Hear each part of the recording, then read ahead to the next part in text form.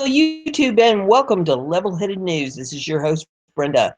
I have 13 articles in this episode for you. Rails are in the description of the video for your convenience. The first one here is off of Liberty Headlines. It says PBS lesson plan teaches kids with radical Islamic terrorism. Broadcasting Service, or PBS, is home to Big Bird, Frontline, and other programming made possible by viewers like you, including lesson plans instructing teachers how to show kids to be more sympathetic to radical Islamic suicide bombers in Palestine. Be a Martyr. That's the name of the lesson plan offered to students and teachers at no cost by the Public Broadcasting Service, a taxpayer-funded nonprofit, and some of the material seems to encourage students to learn to sympathize with Islamic terrorists. The Dying to be a Martyr lesson plan is offered through PBS Learning Media website, a media-on-demand service offering educators access to media and delivers research-based classroom-ready digital learning experiences. PBS website. The stated objective for the lesson plan, which is designed for students in grades 9 through 12, include analyzing why the Middle East conflict began and continues today, how religions unite or divide people, and explaining why individuals and groups sometimes turn to tactics of terrorism, and evaluate how terrorism affects the world we live in. Instructs teachers to use the provided materials to help explain the similarities and differences between Christianity, Islam, and Judaism. Students are provided with material that is meant to show how the nation of Israel came into existence and to explain the source of the conflict between the people of Palestine and Israel. Several important historical documents, including the Balfour Declaration and the UN General Assembly Resolution 181. Teachers are instructed to ask students to draw two faces that show emotions, one face for a Palestinian Muslim after seeing these documents, and one for the face of an Israeli Jew. For example, a student may draw a happy face and an angry face for a Palestinian Muslim. Part 3, the lesson plan takes a disturbing turn. First, students watch a video of 18-year-old Abdu Tayoun, a Palestinian terrorist who entered Israel carrying a bag of explosives, carrying out a suicide bombing. Mohammed wavered, however, and returned home without carrying out the mission.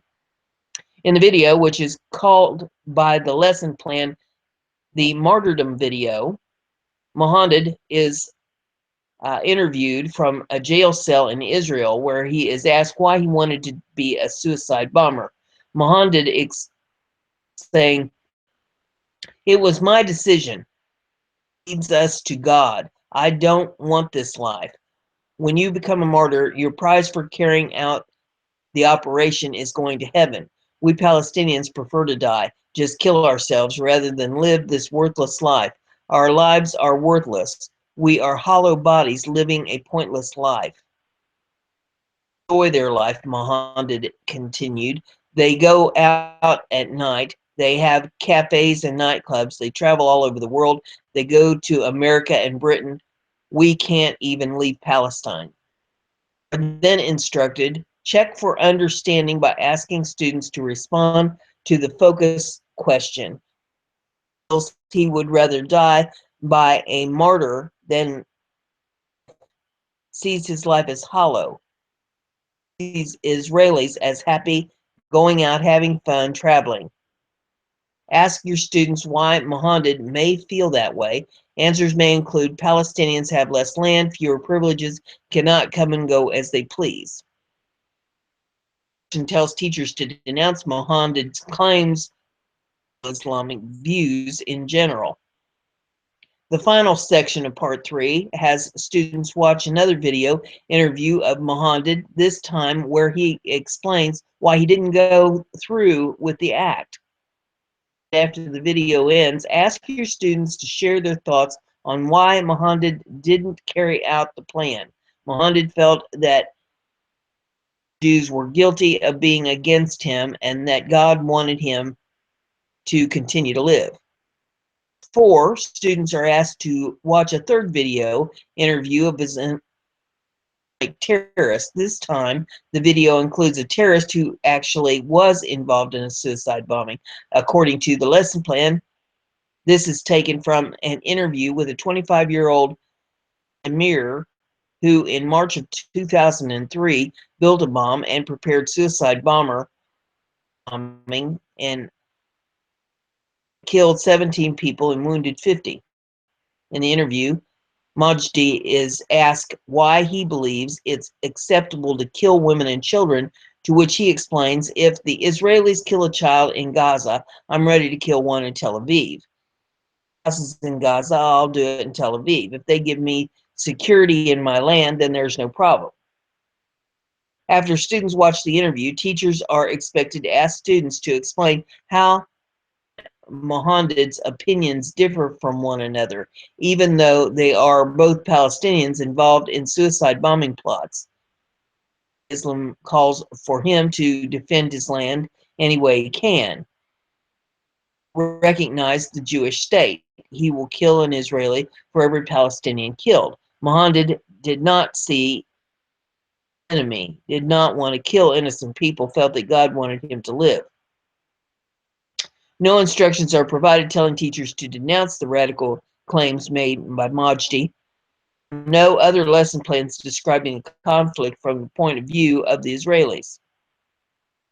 On the lesson plan's website, under the credits section, J.P. Morgan Chase and the Corporation for Public Broadcasting are listed as sources of funding.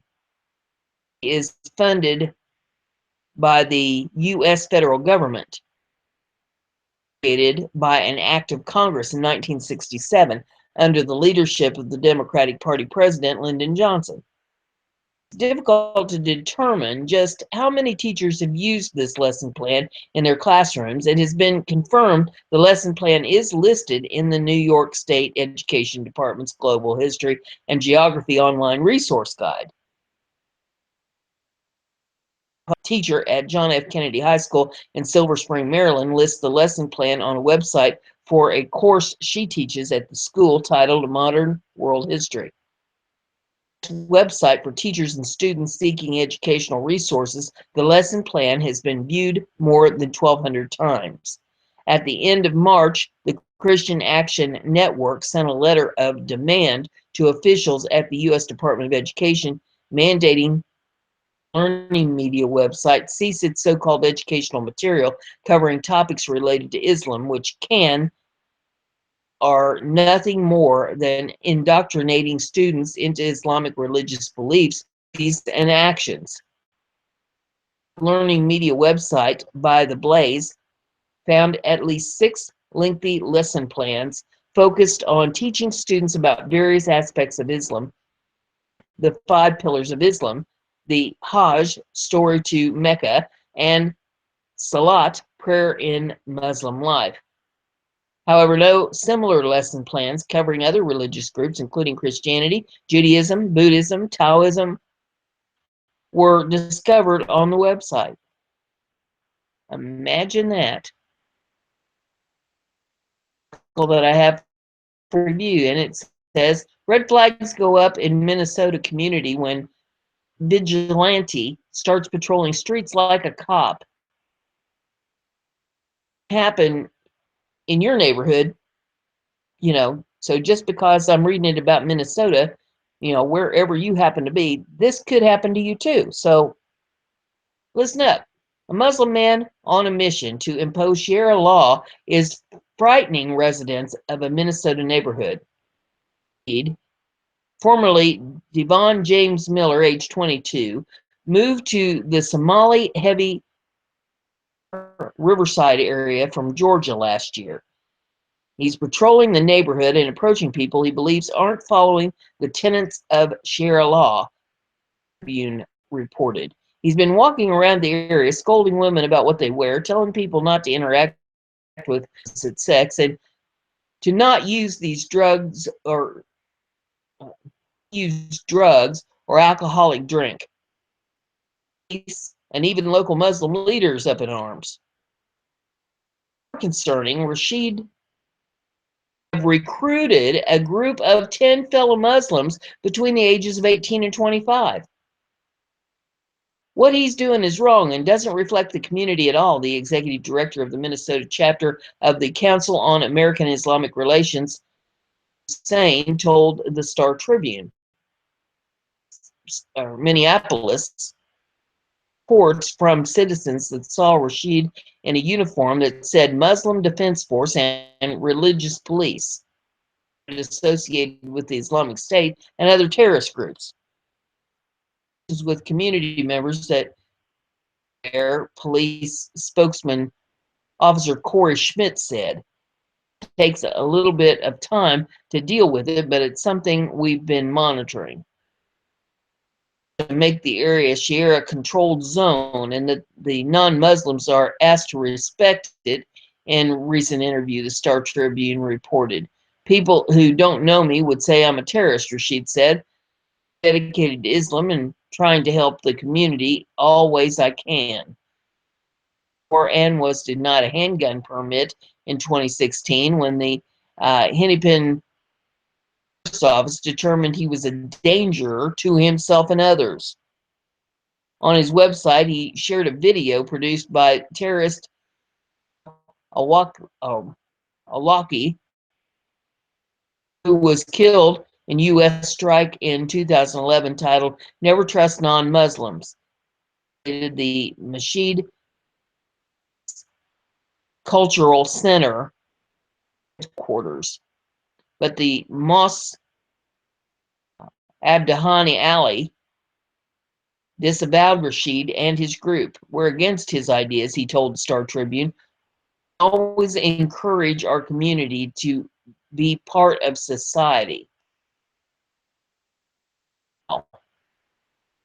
It's creepy, and it's somewhat. The next one we have here, cooperate with me. Raymond Ibram, Christians are being slaughtered in Egypt.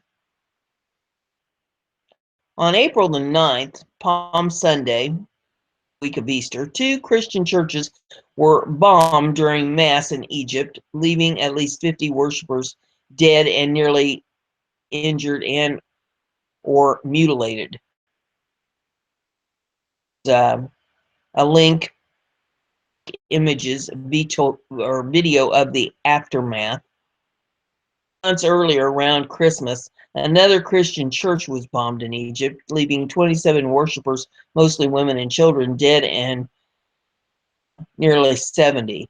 On New Year's Day 2011, yet another Egyptian church was bombed, leaving 23 worshipers dead. In 2013, almost 70 Christian churches in Egypt, many burned to the ground by Muslim Brotherhood supporters. Are the many lesser attacks on Egyptian churches, botched bombing attempts, hate-filled graffiti, and angry mob that are so everyday as to receive virtually no media coverage in the West. Listen to the words and teachings of some of Egypt's Muslim preachers to understand why Egypt's Christians, who are increasingly being slaughtered and their churches are constantly under attack. Take Dr. Ahmed Quib, for instance. He has studied at the best Islamic Madras, Al-Azhar, authored numerous books on doctrine, received awards and decorations for his academic achievements, and regularly appears on television. In one video, he appears discussing an earlier Muslim mob attack on a church in Egypt, which the media and government always denounce as an Arabic word that means or discord, commands Muslims to oppose. Citing Islamic texts, including the Quran, Dr. Naquib explained that the open display of the greatest sin in Islam, associating someone else with God, which the Quran accuses Christians of doing via the Trinity, is the worst form of fitna and bloodshed. In other words, as he went on to make perfectly clear in the remainder of the video, fitna discord is not when Muslims attack Christian churches, far from it, but rather when Christians are allowed to flaunt their shirk or blasphemes in churches near Muslims. And to the point of murder and bloodshed is preferable. Dr. Yashar Burhami, the face of Egypt's movement, who is as well credentialed and prolific as Naib, he's on record as saying that although a Muslim man is permitted to marry a Christian or Jewish woman, he must make sure he still hates them in his heart and always shows that he hates them, because otherwise he risks compromising his Islam. As for churches, Burhami once issued a fatwa taxi and bus drivers from transporting Christian priests to their churches, an act which he said is more forbidden than taking someone to a liquor bar. Radical or Salafi make such hateful pronouncements. Even so-called moderate institutions such as Al-Azhar's Dal-A issued a fatwa in August of 2009 likening the building of a church to a nightclub, a gambling casino, or building a barn for rearing pigs, cats, or dogs. Analogies are not original to the Salafists or Dar al-Ifta, but rather trace back Islam's most revered doctrines, including, and I don't know how to pronounce all these things they come up with here, Ibn and Ibn Qayyim, whose books are sold and used everywhere in Egypt, including schools. They taught that building churches is worse than building bars and brothels, for those churches symbolize, whereas these bars and brothels represent immortality, or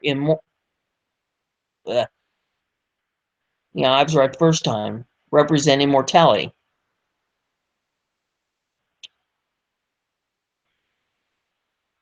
Hence why after the fatal December 11th, 2016 church bombing that left 27 dead, every day Muslims wrote things like, "God bless the person who did this blessed act." One average-looking Muslim woman appears in the streets of Egypt jubilantly celebrating the massacre. Link to the video of it with subtitles. She triumphantly yells Allah Akbar and says that our beloved prophet Muhammad is paying you infidels, Christians, back for rejecting Tawhid, which must be proclaimed in every corner of Egypt. Americans may remember that Muslims around the world also celebrated the terror strikes of September 11th. Then the assumption was we must have done something to make the Muslims hate us so much. America is capable of provoking Muslims with policies. What did Egypt's already downtrodden and ostracized Christian minority do to make the Muslims celebrate the news was bombed and Christians blown to pieces? One can go on with examples of Muslim clerics and institutions inciting with absolute impunity against Christians and their churches in Egypt. Many secular and or moderate Egyptians agree. For instance, back in 2014, Muslim Brotherhood supporters mauled and murdered a woman after her cross identified her as a Christian.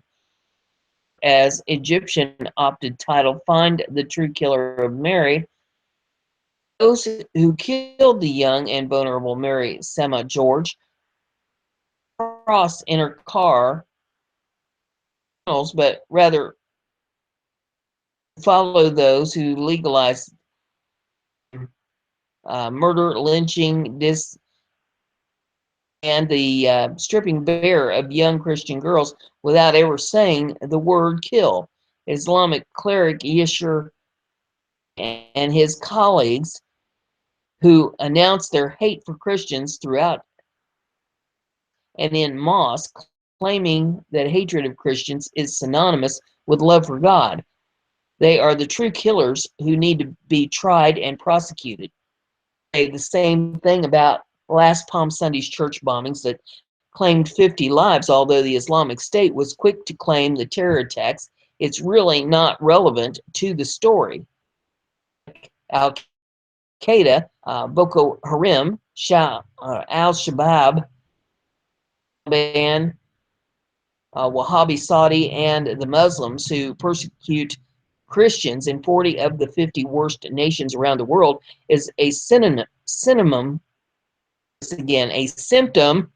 There we go. My eyes see it, my tongue don't want to say it. Of the hate.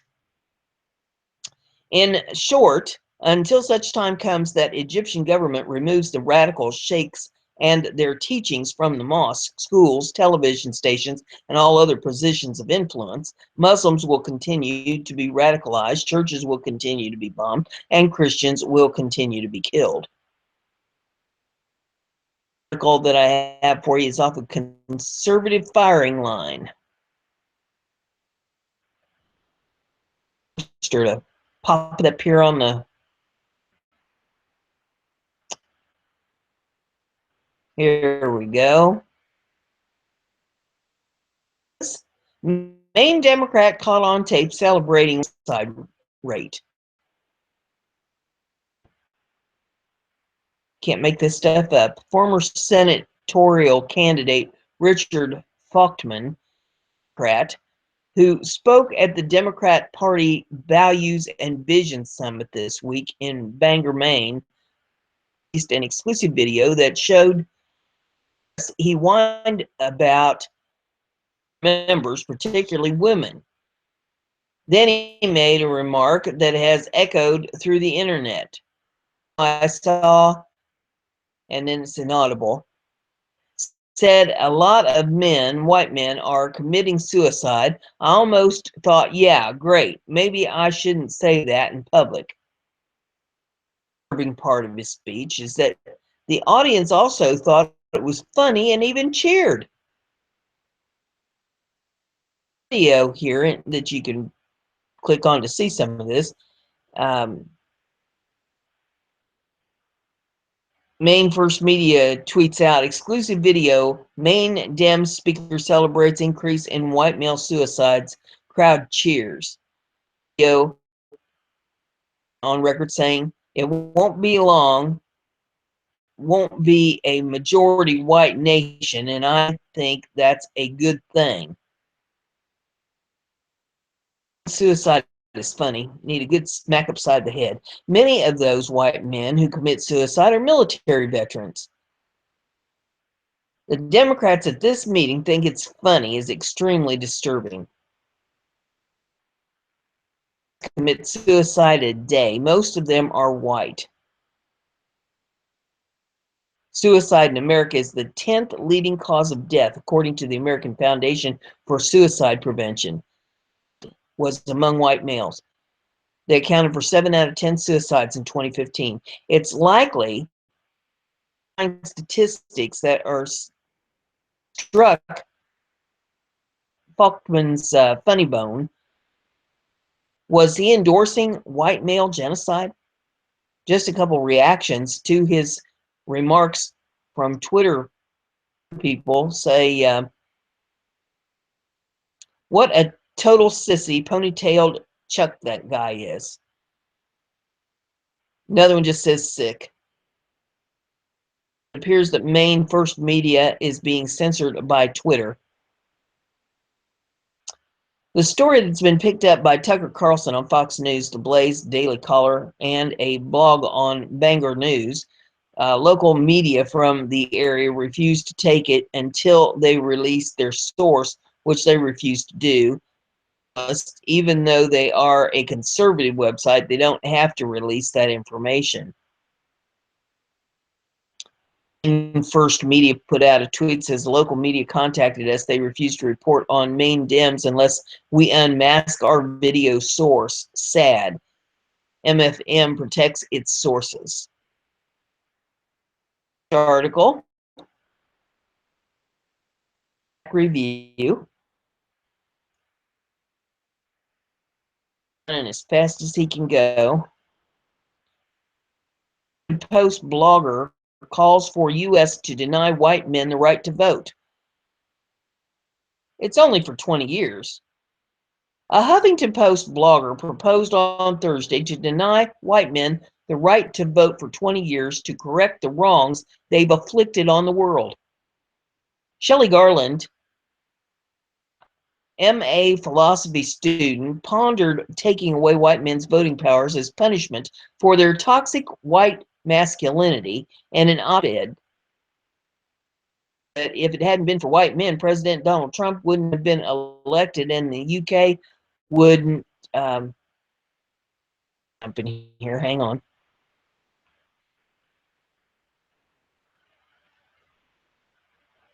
And the UK would still be part of the EU.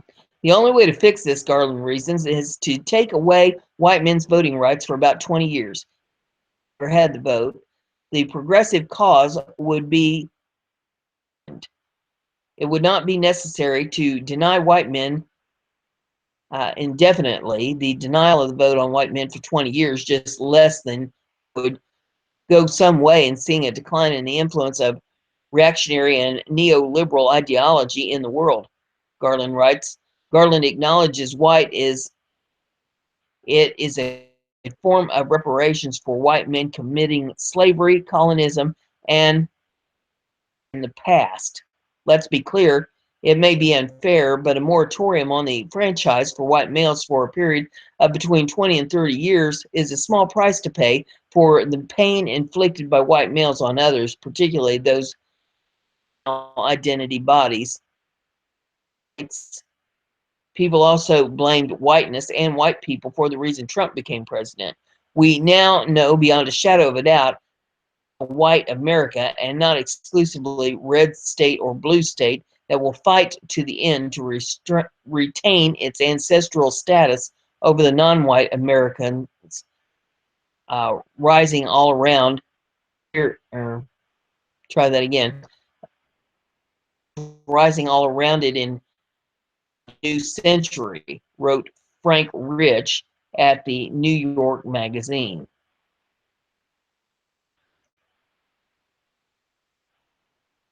I can't even comprehend the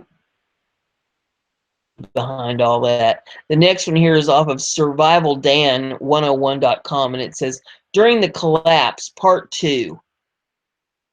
Your house when you know what hits the fan. Won't. Believe a week or so ago, I read you part 1 of this, so here's part 2. It says, in the first part of this series that, and there's a link you can click on to, it says, we talked about the unprepared neighbors and why they pose a threat when you know what hits the fan. We will talk about unprepared friends. This post is something you can send to your friends or print out and hand to them when it hits the fan. It says, dear friend, I love my friends, but I will also shoot you if I have to. I'm serious, and here's why. I tried to persuade you to prepare for what's coming, and in the process revealed that I am preparing. You realize that I have food, guns, etc., and ended up saying, half serious, I'll come to your place when it hits the fan. No, you won't. I will shoot you. If you threaten me and my family, I will use force to defend it. And showing up at my place hungry and unprepared is a threat to me. You will eat my food and use up my medical supplies, generator, firewood, etc. That's less of these life-saving things for me and my family, and that's a threat. On my part, no. I will take care of the truly needy, those who cannot take care of themselves, but you are different, very different. You had plenty of chances to prepare yourself.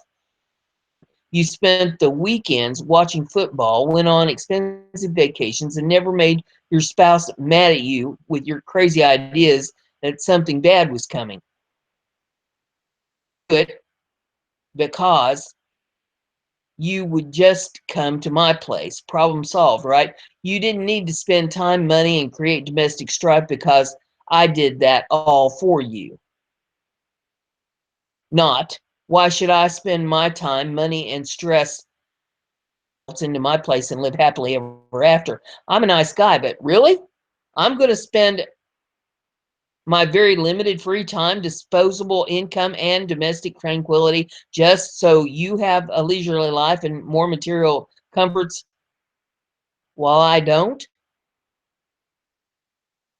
In case you're wondering, you'll be able to bring car, phone, and laptop batteries back to life. Oh, sorry. They put it right in here like it's part of the article. Anywho, back to the article. It says, with this battery, well, I'll be dogged. It's still part of that thing. Let's get back to the article, shall we, please? Because why do you think I will sacrifice enormous amounts of my time and money so you can enjoy yourself while I'm slaving away? Would you assume you could come over and leave your broken car at my house, thousands of dollars on parts and several weekends trying to fix it, and then hand it over to you with a smile just because I'm a good person? Would anyone expect that?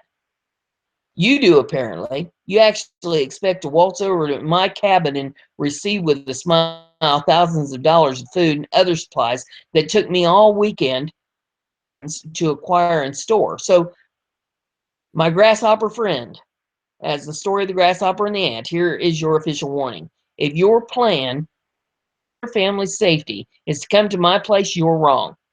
When you show up, I'll ask you to leave. When you don't, I'll point a gun in your face. If you refuse to leave, I will shoot you. You are a threat to me. Years of time and very clear warnings to get ready, but you didn't. Hey, I love football, but I haven't been able to watch a game in a few years. I've been fixing up the cabin, buying supplies, and training. I spent a lot of money doing all these things. I haven't gone on a long vacation in forever. Difficult times with my family because of all this prepping I'm doing. I could have easily done what you did, which is say, yes, dear, and not prepare because I want you to. Jolted you. There's still some time. Go prep. Please understand that your plan cannot be, I'll come to your place. Time reading, researching, and preparing yourself. There's a lot of free information you can use to learn what to do. Start reading some books. Learn how you can generate power. Attend some self-defense courses. Make a decent supply of weapons and ammo, and you won't be forced to knock on my door anymore, and I won't be forced to defend my family and shoot you. Below video and learn how you can make a superfood without refrigeration, and it's called How to Make Pemmican, the ultimate survival food. It says, until next time, stay safe and stay prepared. So, you know, that's something for you to think about because, we all tend to be pretty good-hearted people and want to help folks when we can. But hey, lapses, when the food's gone at the grocery stores, anything to eat, and they know that you've been prepping, and you're going to have to make your decision on what you're going to do about it. What we have is off UPI.com. Running. his three little legs. Nearly 2 billion people rely on food grown elsewhere. And people now rely on imported food, new research shows. The study conducted by scientists at Aalto University in the Netherlands is one of the first to analyze the connections between resource scarcity, population growth, and food imports. It was published this week in the journal Earth's Future. This has been a topic of global discussion for a long time. Previous research has not been able to demonstrate a clear connection between resource scarcity and food imports. Research, Mina Porca said in a news release, we performed a global analysis focusing on water availability restricts production and examines them from 1961 until 2009, evaluating the extent to which the growing population pressure was met by increasing food imports. As grow, pressures on regional water and soil resource increase. When local agriculture can't keep up, populations must look elsewhere. According to the latest findings, 1.4 billion people rely on food produced elsewhere. Another 4 million live in regions where imports fail to make up shortcomings of the local food supply. It seems obvious to look elsewhere when the local production is not sufficient, and our analysis clearly shows happening, said the study co-author Joseph Gilliloon. Perhaps that is the right choice, taken for granted. There are other options, however. Farmers, scientists, and policymakers can work um, waste, boost efficiency, and soften demand. Resources become taxed and global food supply chains become increasingly interconnected and fragile. It's important to encourage sustainable solutions to food scarcity problems. Another recent study showed crops vulnerable water resources are being traded with increasing regularity, shrinking water tables across the globe. Food demand in check is the key issue. Controlling population growth plays an essential role in this work. Also be important to enhance production chains by reducing food waste and meat consumption. Of all food produced in the world is wasted. Reducing this would be really significant. The next article, headlines. And as soon as the hamster catches up, maybe I should have the Easter bunny this weekend instead of the hamster. that put him to work. This is off Liberty Headlines. It says BA sued over plan to ban certain AR-15 ammo. The watchdog agency has filed a Federal Freedom of Information Act lawsuit against the Bureau of Alcohol, Tobacco, and Firearms and Explosives, seeking record a proposed rule change that would ban certain types of AR-15 ammunition. The ATF backed off its proposal to revise regulatory rules by reclassifying the so-called ammunition for the AR-15, which is manufactured as both rifle and a handgun. These rules of enforcement fall under the Gun Control Act of 1968. If reclassified as in February of 2015, the green tip rounds would be considered armor piercing and therefore illegal. More than 200 members of Congress wrote to the ATF Director Todd Jones, expressing serious concerns that the proposal might violate the Second Amendment by restricting ammunition that had been primarily used for target shooting, hunting, and other sports purposes. Campaigned on a strong platform of gun rights. To date, the ATF has shown no interest in renewing the push to ban the .223 green tip ammo. agency Judicial Watch is taking no prisoners, filing lawsuits against the ATF and claiming that it can't be trusted crusade against the AR-15 weapon so popular among Americans. It doesn't seem to be as it has been during the previous administration, but that doesn't mean it has gone away, said Jill Farrell, director for Judicial Watch. There's a big anti-gun movement that's still afoot, and ammo and frankly more banned. So the AR-15 has been between the left and the right. It's very popular, which makes it a good boogeyman. Paul Jones, social media program manager for the ATF, told WND in an email Thursday that the ATF decided not to proceed with finalizing the proposed framework in 2015 and has no plans to resurrect it. In 2015, the ATF proposed a framework of requests to exempt certain ammunition defined to be armor-piercing under the provisions of the Gun Control Act and posted the proposal comment. She said after receiving extensive, ATF decided not to proceed with finalizing the proposed framework, including a provision in the framework that would have revoked an existing exemption for a .223 green tip ammunition. 15 congressional letter asserts that the ATF's move does not the letter or spirit of the law and will interfere with Second Amendment rights by the market for ammunition that law-abiding Americans use for sporting and other legitimate purposes. WND on how the proposed ammo ban day, as this is the only way to assure it never finds new life.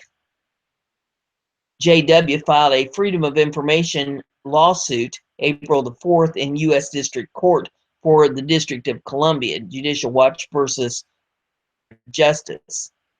This is yet another example of how Obama's wanton use of the pen and the phone undermine the constitutional rights of all Americans, as opposed to upholding the rule of law, said the Judicial Watch. The Obama ATF simply ignored our request on their ammo ban. Let's hope the Trump administration finally brings transparency out of control agency. JW first requested the documents relating to the ammo ban on March the 9th of 2015, but the ATF never responded.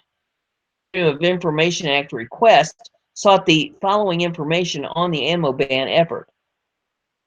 Of communications, including emails from employees or officials of the ATF related to the decision to revise the ATF 2014 to no longer exempt 5.56 millimeter 9 and M855 15 ammunition from the definition of armor-piercing ammunition. Communications on how that whole discussion came to be. But here you have this proposed reclassification that's not going through normal channels, Farrell said. There are certain guidelines proposed for changing regulations, and those are being bypassed. There is a clear statutory definition of armor-piercing ammunition in existence. The definition of armor-piercing ammunition can be found in the Federal Code 18 USC S 921A17. Been acting director of ATF since April the 1st, 2015, when he replaced Todd Jones following the last push to ban the controversial bullet. I'm reconsidering the ban, but they have not taken it off the table as far as we've heard. Like Judicial Watch, Gun Owners of America is also distrustful of the ATF. The director of Gun Owners of America said if ATF should renew its crusade against the Second Amendment by going after AR-15 ammo, we may be seeing a case of inability to realize that the elections have consequences. In an email to WND, Pratt added, the ATF can convincing case that AR-15 ammo is more dangerous than many other rifle rounds. Constitutionally, the ATF should not even exist. It is amazing that they might be considering restricting AR-15 ammo after the last election. We already knew the ATF does not respect the Constitution.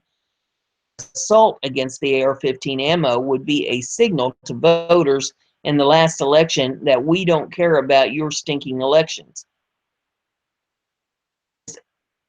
U.S. Department of Justice under new Attorney General Jeff Sessions.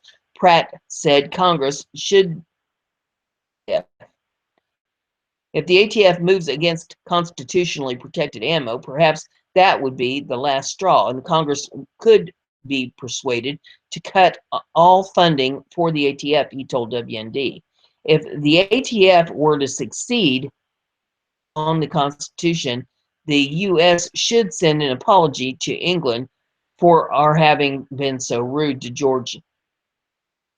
After all, we started shooting when British troops tried to steal our ammunition stored at Lexington Green in Massachusetts.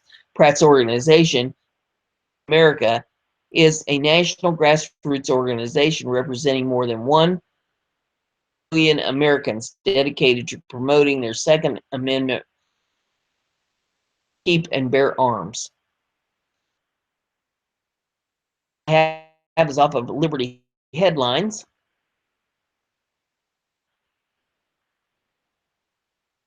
Says drop privacy lawsuit over transgenders in school restrooms. Minneapolis, Minnesota voluntarily ended their lawsuit against the U.S. Department of Education following restorative measures taken by the to protect the privacy of students in public schools. Defending Freedom, a conservative legal nonprofit, had filed a lawsuit against the U.S. Department of Education, the U.S. Department of Justice, and Minnesota's Virginia's public schools in September, student privacy and safety. The school district had opened its school locker rooms, showers, and restrooms to transgender students after the U.S. Department of Education and Justice threatened removing federal education funding issued by the Obama administration. And parents voiced their concerns to the district's school board. When ignored, they formed the group Privacy Matters Enforcement of New Policy. Federal bureaucrats write letters to redefine the meaning of federal law to serve their own political ends, ADF legal counsel Doug Wardlow said. The Department of Education went beyond what is legally and constitutionally allowed to do, and the DOJ is out of bounds in enforcing the DOE's false interpretation of the law. The complaint brought forth concerns about the lack of awareness young female students had for the school's district's new policy, which allowed biologically male students to use the girls' locker room. When my school district made the decision to allow boys in the girls' locker room and shower area, it made me feel that my rights didn't matter. When a boy is in the room when I undress, Sarah Harden. Try that again. Sarah, student from Illinois and a member of the Students and Parents for Privacy, said. It is common sense. Boys don't belong in locker rooms or shower areas with girls. Experienced anxiety, stress, humiliation, embarrassment, intimidation, fear, apprehension, and distress. Day because of the sudden violation of their privacy. According to the complaint, a biologically male student, female, entered the girls' locker room and began to dance in a sexually explicit manner, twerking, grinding, and dancing like he was on a stripper pole. Forced into an intimidating setting like a locker room with someone of the opposite sex, telling girls that their privacy and modesty don't merit a private changing area is an act on women, ADF senior counsel Gary. The DOE and DOJ based their threats of the Title IX, a 1972 federal law intended to protect women from discrimination. flatly prohibits schools from discriminating on the basis of sex. According to the ADF, agency's interpretation of Title IX is inaccurate and unconstitutional. Title IX's existing regulations make it clear that schools receiving federal funds can provide separate toilet, locker room, and shower facilities on the basis of sex without putting that funding at risk. The administration has restored the correct understanding of Title IX by rescinding directives issued by the Obama administration, the ADF said. Minnesota families to withdraw their lawsuit against the DOE and the DOJ. President Trump, Secretary DeVos, and General Sessions have done the right thing for the privacy, safety, and dignity of our young students across America, ADF Senior Counsel Gary McCaleb said. No longer will federal officials distort federal law that is meant educational opportunities for women by restoring the right understanding of Title IX. Our nation common sense. School officials should be free to protect their students' privacy and dignity. The next article is off BizPac Review.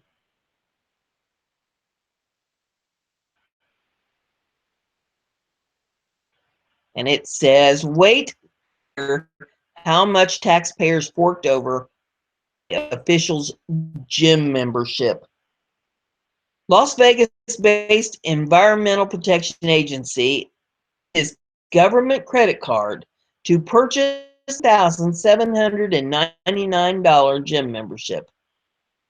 A conservative advocacy group released documents purporting to show EPA contractor officer Kevin bought a 37-year membership gym on April the 11th, 2017. Used charge card to pay for his nearly $15,000 membership.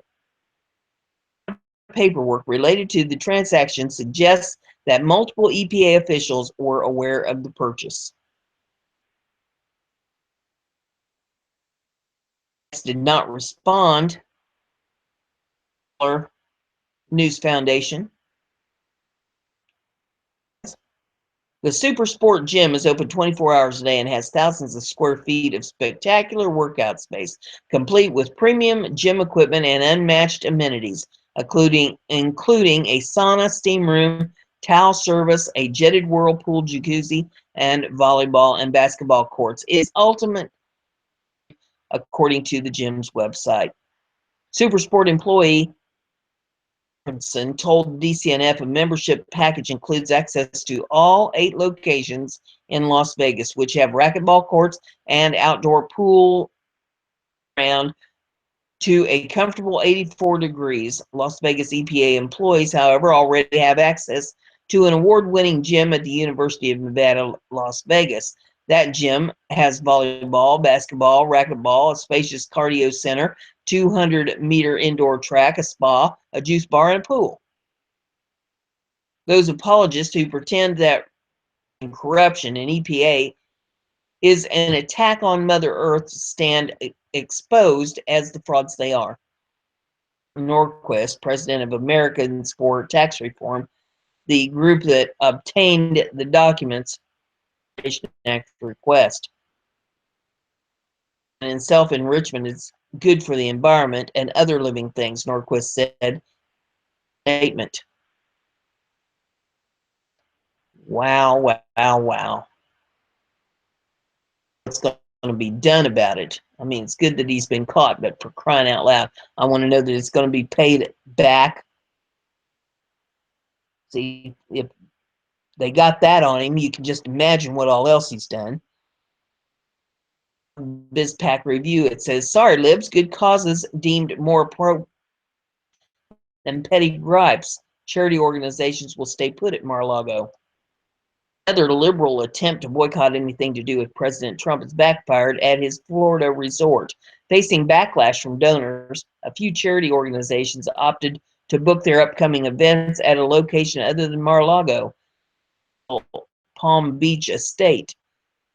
Others who have defined the anti-Trump critics at the president's part-time home has been a bonus.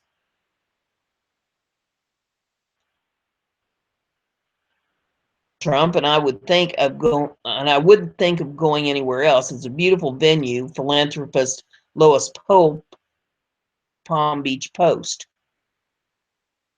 In fact, ticket sales for charity events at the White House called increased, and people will pay huge amounts of money to have access to the president. Charity and have access, that's a win in my book, one major donor said. Donors who disagree with Trump and his policies have reportedly about the events held at the world-famous private club, demanding that charity organizations pick more neutral venues in the future. When I receive an invitation to anything at Mar-a-Lago, I only attend I really feel I have to because of the relationship of the person who invited me. One socially conscious donor of offended by the administration said, according to the Post. That want to capitulate to demands of the anti-Trump patrons, the task is harder than it looks. When you're limited with the number of facilities that can have a sit-down dinner for 600 or 700 or 800, all the charities want their functions to be on Palm Beach because that's where the money's at.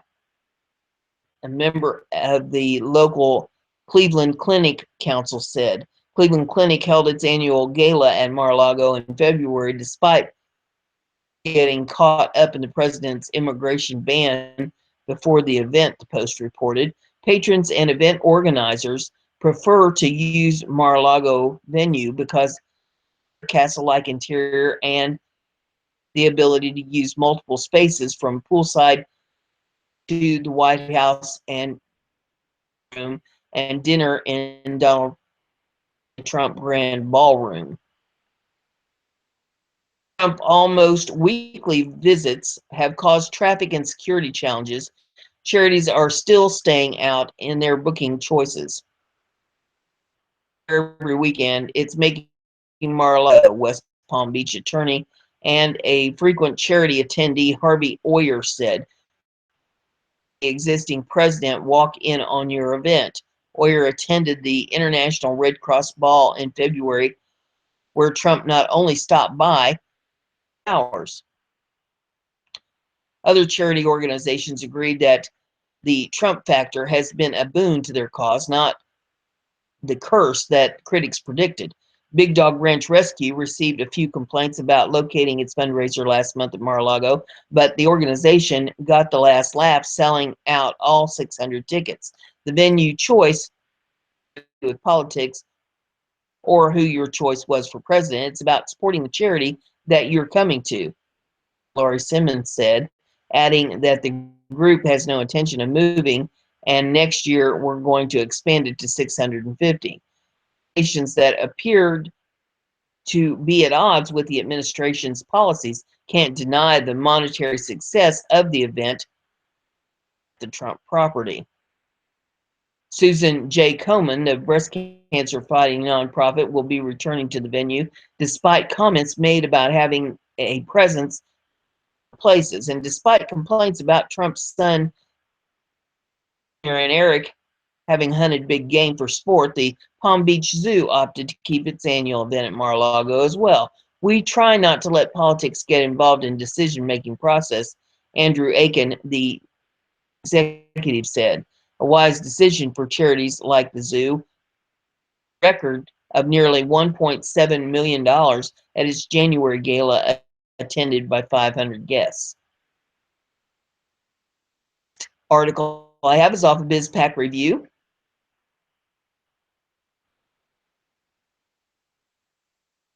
Is running as fast as he can go. It says, not in America. Michigan doctor for secretly performing mutilation on little girls. Need further convincing that Sharia law is incompatible to Western civilization? The Department of Justice arrested a Michigan physician Thursday for performing female genital mutilation on patient victims as young as the age of 6. Ford Hospital ER physician Dr. Narjawala was arrested following an investigation that revealed she'd been performing the mutilation for on here.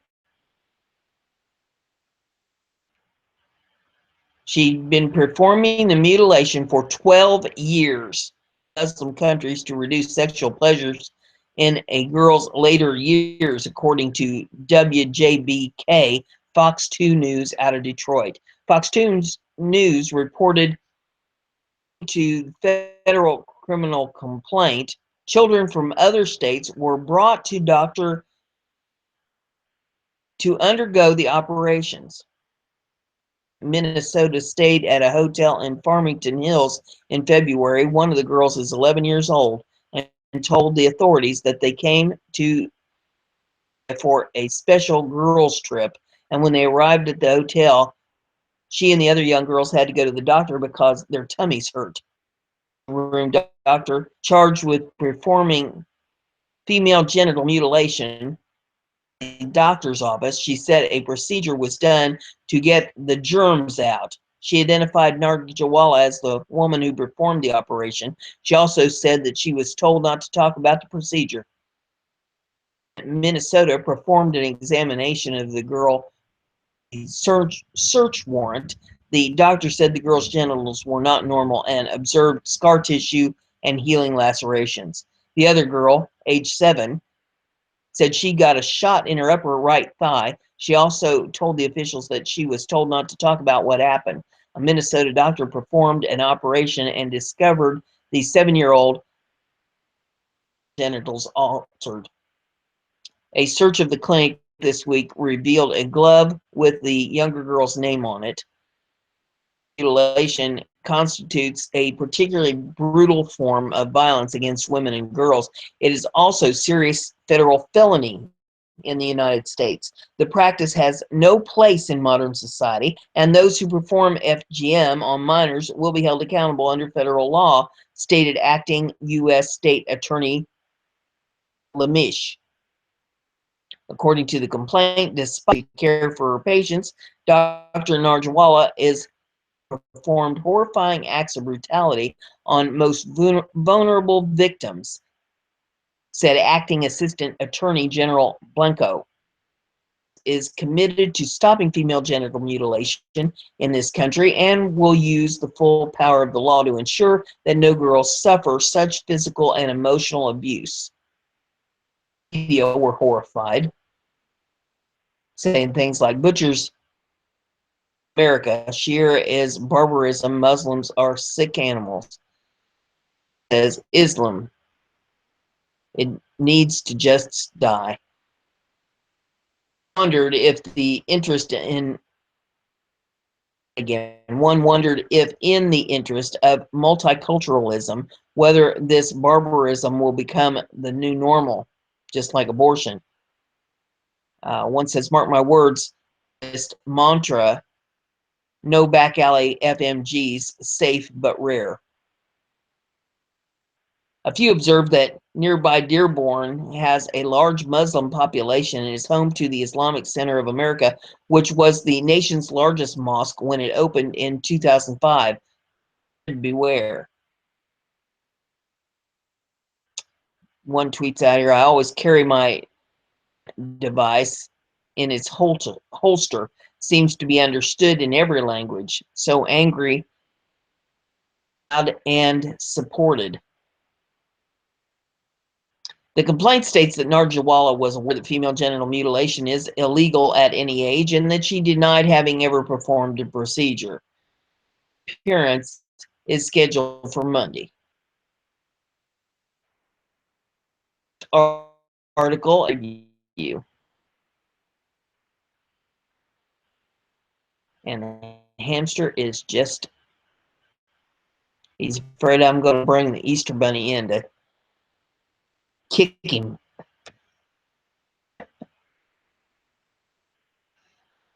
Here we go. Unbelievable video shows 4-year-old come within inches of her life when two bullets blast right past her. Video in this, it is very intense.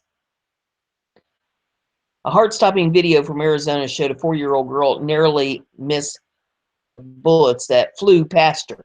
The video, Chandler Police Department on Wednesday, showed the young girl miraculously one but two bullets that came through a barbershop window. Or try this again. KNXV TV reported. This police released harrowing video showing moment barbershop window narrowly missing 4-year-old.